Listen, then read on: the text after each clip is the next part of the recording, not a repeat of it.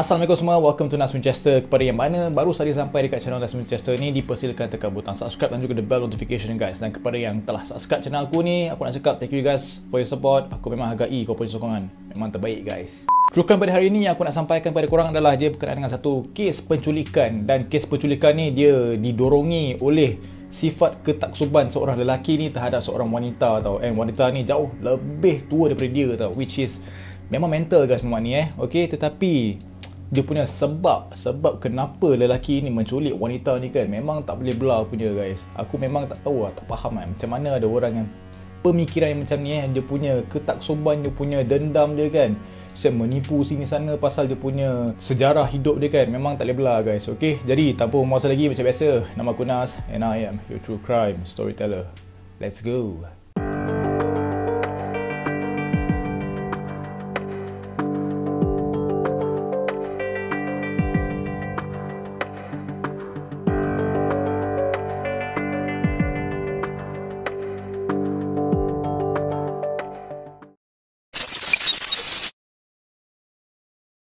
Pada 16 Mei 1980, seorang guru wanita yang berusia 36 tahun bernama Mary Stoffer telah pergi ke sebuah salon yang terletak di Roseville, Minnesota bersama dengan anak dia yang bernama Elizabeth yang berumur 8 tahun. Jadi pada masa itu, Mary dan sekeluarga mereka baru sahaja balik daripada Filipina, di mana Mary dan suaminya bekerja sebagai mubalih Kristian dekat sana tau. Jadi selepas selesai dekat salon rambut tu, Mary dan juga anak dia keluarlah daripada salon tersebut. Okey, dan apa yang berlaku kemudian guys? Ada seorang lelaki muda berkacamata tebal telah pergi mendekati mereka berdua tau, dan lelaki itu dia sedang memegang sepucuk pistol.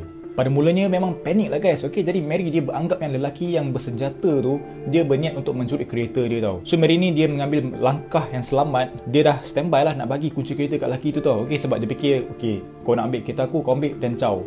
Tetapi tanggapan Mary pada time tu memang tersasar guys, di mana lelaki tersebut telah memaksa Mary dan juga anak dia untuk memasuki ke dalam kereta dia sekali. Dan kemudian lelaki tersebut telah menyuruh Mary untuk memandu menuju ke rumah lelaki tersebut di sebuah lokasi yang terpencil. Jadi sebaik sahaja mereka tiba dekat lokasi tersebut yang seperti yang dimaksudkan oleh lelaki itu pun bertindak untuk mengikat Mary dan juga Elizabeth dengan tali, lalu dimasukkan mereka ke dalam boot mereka dekat belakang. Dan setelah dibuat macam tu, lelaki penculik itu pun dia memandulah kereta si Mary ni, lalu sebelum berhenti lagi sekali di sebuah lokasi untuk meletakkan beberapa buah tayar ke atas Mary dan juga anak dia, sebab pada time tu mereka berdua sedang membuat terlalu banyak bising.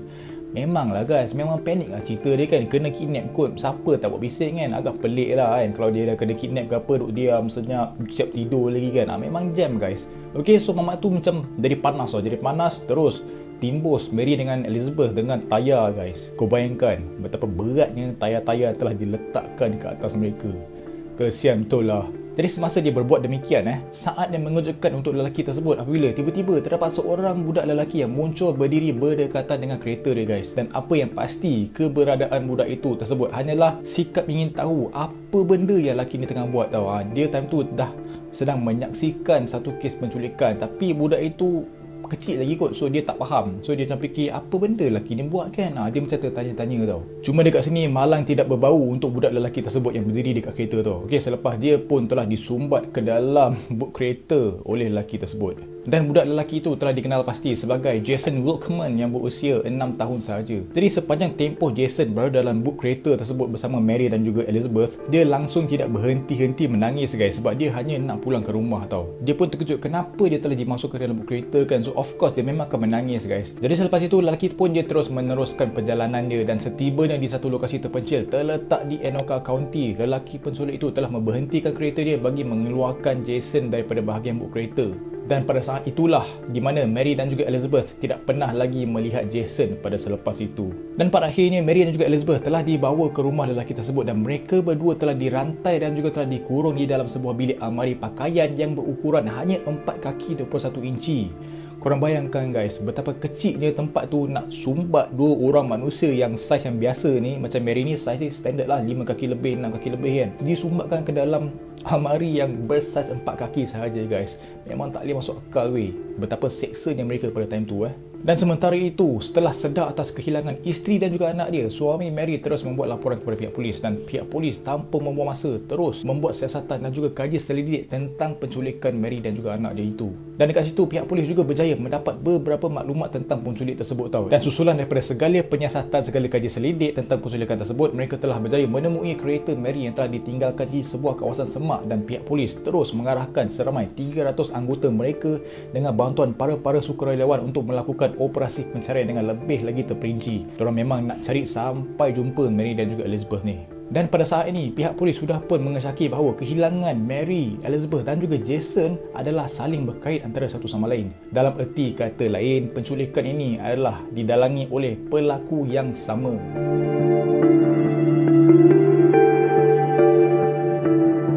Masuk hari kedua, Mary telah dibawa keluar oleh lelaki penculik itu daripada bilik almari itu tau, dan dibaringkan di bahagian ruang tamu. So dekat situ mereka berdua telah berbual selama berjam-jam sebelum lelaki tersebut telah merogolnya berulang kali dan juga merakam segala perbualan dan juga rogol yang telah dilakukan. Memang neraka untuk si Mary memang gila man. Dan terdapat satu pendedahan yang diberitahu oleh lelaki tersebut telah membawa kepada pendedahan identiti sebenarnya yang benar-benar mengejutkan Mary, di mana nama penculik itu adalah Ming Sen Shu, iaitu pemilik sebuah kedai elektronik yang juga pernah bergelar sebagai anak murid kepada Mary pada 15 tahun sebelumnya. Dan dekat sini terbongkarlah motif penculikan Ming, di mana dia masih begitu obses dengan Mary yang pernah mengajarnya mata pelajaran algebra. Dan mengenai Ming ni pula, dia pernah sudah memendam perasaan terhadap Mary sejak daripada zaman sekolah menengah je lagi. Lama betul lah dia simpan perasaan dekat cikgu dia kan. Dahsyat betul lah kau ni Ming Bahkan lagi, ini yang mental guys. Sebab si Ming ni, dia selalu berkhayal untuk melakukan hubungan seks dengan Mary guys. Ini termasuklah khayalan dia melakukan hubungan seks secara berkumpulan guys.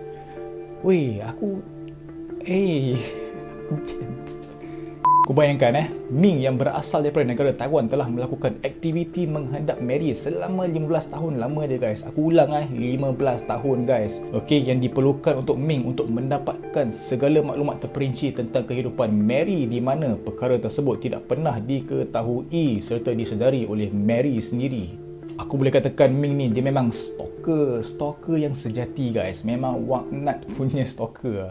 Dan satu lagi benda yang harus diketahui adalah apabila 5 tahun sebelum penculikan Mary, Ming dia pernah menceroboh masuk ke dalam rumah ibu bapa mentua Mary sebab dia sangka yang Mary turut mendiami ataupun duduk dekat rumah itu juga tau. Tetapi pada masa itu Mary dia tak ada. Mary sekeluarga tak ada dekat rumah tu sebab dia dekat Filipina. Kan dia seorang mubalih kan dengan suami dia kan. So time tu kan Ming masuk rumah dia, tak jumpa pula si Mary ni kan. Dan ibu bapa mentua Mary pula, bagaimanapun mereka tidak pernah melaporkan insiden tersebut kepada pihak polis sebab mereka telah menerima ugutan bunuh daripada Ming.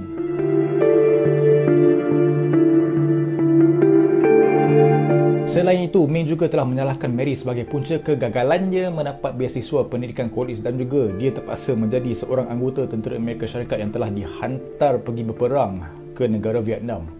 Namun jadi kat sini guys, hakikat sebenarnya semua dakwaan Ming tersebut merupakan sekadar pembohongan semata-mata. Di mana dia adalah salah seorang anak murid Mary yang berjaya melanjutkan pelajaran dia ke universiti hingga menjadi seorang businessman yang berjaya guys. Mamak ni kencing kau-kau mat. Dia ni ada bisnes kot, siap buka kedai elektronik kot. Apa yang fail dia kan?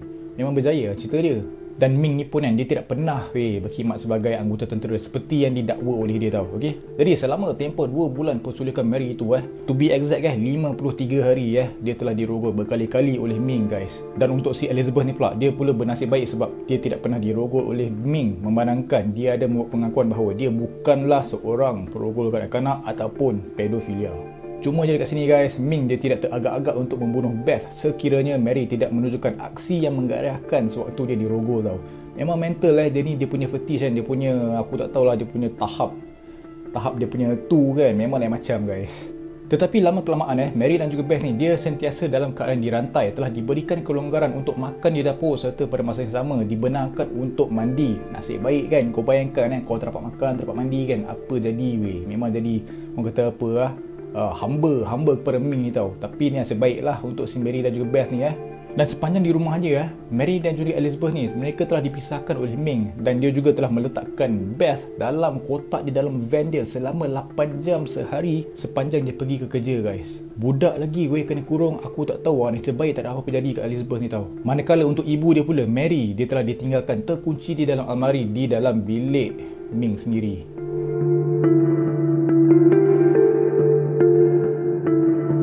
Ming juga dia ada memberitahu Mary dia akan bunuh suami dia kalau mereka cuba untuk melarikan diri, dan Ming ni dia sentiasa ada pistol bersama dia, guys. Kemana-mana sahaja dia pergi kan, ada pistol dengan dia tau.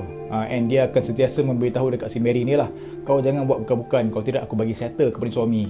Sampai tahap macam tu, guys. Okay, dia punya obses dekat si Mary ni terus membuatkan dia jadi seorang hey, waknat tul lah. Sehinggalah pada tarikh 7 Julai 1980, Mary kan pin engsel pintu bilik almari tempat dia dikurung tu tau. Okey, dan pada waktu itu si Ming ni dia sedang berada dekat kedai elektronik dia tengah kerja lah. Jadi tanpa dia melengah masa kan, Mary dia terus pergi mencapai telefon yang terletak di bahagian dapur rumah Ming untuk menghubungi pihak polis. Dan yang nasib baik dia, polis pun telah terima dia punya laporan tu, and polis pun terus serbu ke rumah Ming. Dan sekaligus Mary dan juga Elizabeth, mereka akhirnya berjaya diselamatkan dan membawa kepada penangkapan Ming. Cuma guys, dekat sini, yes, Alhamdulillah, Mary dan juga Elizabeth telah berjaya diselamatkan. Tetapi, apa pula cerita dengan budak 6 tahun tadi yang bernama Jason tu? Susulan daripada penangkapan Ming yang kemudian dia telah bersetuju untuk menerima rundingan ke atas pertuduhan penculikan itu, dia telah menunjukkan lokasi tempat mayat Jason dibuang. Teramat sedih apabila Jason ditemui mati dalam keadaan begitu menyayat hati apabila dia telah dipukul oleh Ming secara berulang kali menggunakan batang besi, sehinggalah dia menghembuskan nafas terakhir dia.